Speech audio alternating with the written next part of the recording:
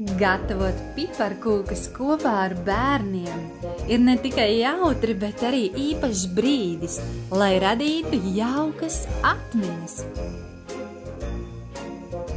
Atcerieties, piparkūku cepumiem nav jābūt perfektiem. Tiem ir jābūt jūsu radītiem. Šīs tradīcijas skaistums ir brīvībā, izpaust savu radošumu. Katrs rotājums, katra forma stāsta savu unikālo stāstu. Svarīgākais ir izbaudīt procesu un ielikt mazliet no sevis katrā cepumā.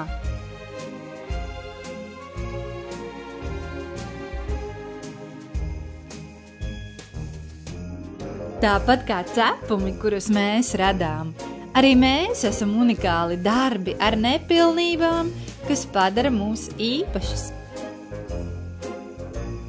Piparkūku cepumu gatavošana ir kā māla veidošana, apvieno roku darbu un radošumu. Kad bērni mīca mīklu, veido formas un rotā cepumus, viņi izmanto savas rokas, lai radītu kaut ko unikālu, gluži kā amatnieks ar mālu. Šis process attīsta smalko motoriku, veicina radošumu un dod viņiem sajūtu, ka viņi var pārvērst kaut ko vienkāršu par savu personīgo veikumu.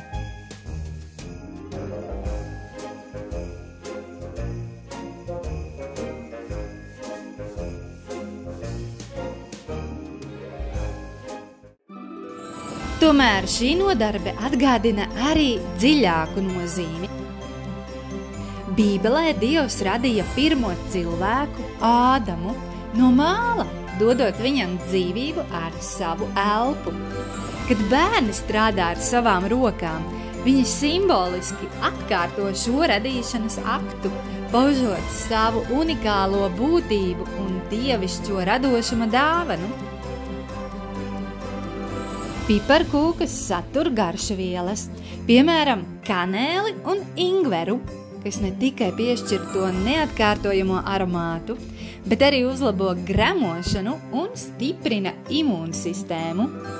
Tiek uzskatīts, ka piparkūkas Eiropā ieviestas viduslaikos, kad no austrumiem ieveda garšvielas, rotātos cepumus tradicionāli izmantojot kā eglīšu rotājumus, tādu saldu un smaržīgu dekorāciju.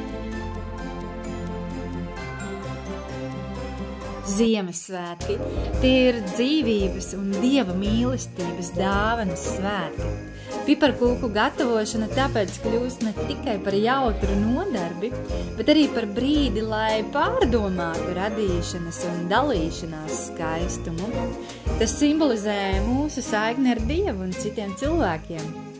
Rotātie cepumi arī atgādina par austrumu gudro dāvanām Jēzus bērniņam, jo garšvielas senatnē bija vienas no visvērtīgākajām dāvanām. Gatavot un dalīties ar šiem cepumiem Ziemassvētkos ir žests, kas mūsdinā mūs pārdomāt Jēzus dzimšanas dāvanu un mīlestības un dalīšanās nozīmi vispār. Tā tad varam secināt, ka piparkūku cepumi lieliski ir piemēroti dāvināšanai, eglītes rotāšanai vai vienkārši baudīšanai kopā ar tējas vai karstas šokolādes tasi. Paldies jums, ka šodien cepāt kopā ar mums un iepazināties ar šīs saldās Ziemassvētku tradīcijas izcelsmi un noslēpumiem. Piparkūkas Ziemassvētku tradīcija, kas padara svētkus vēl īpašākus. Priecīgus jums Ziemassvētkus un nebaidieties būt radoši!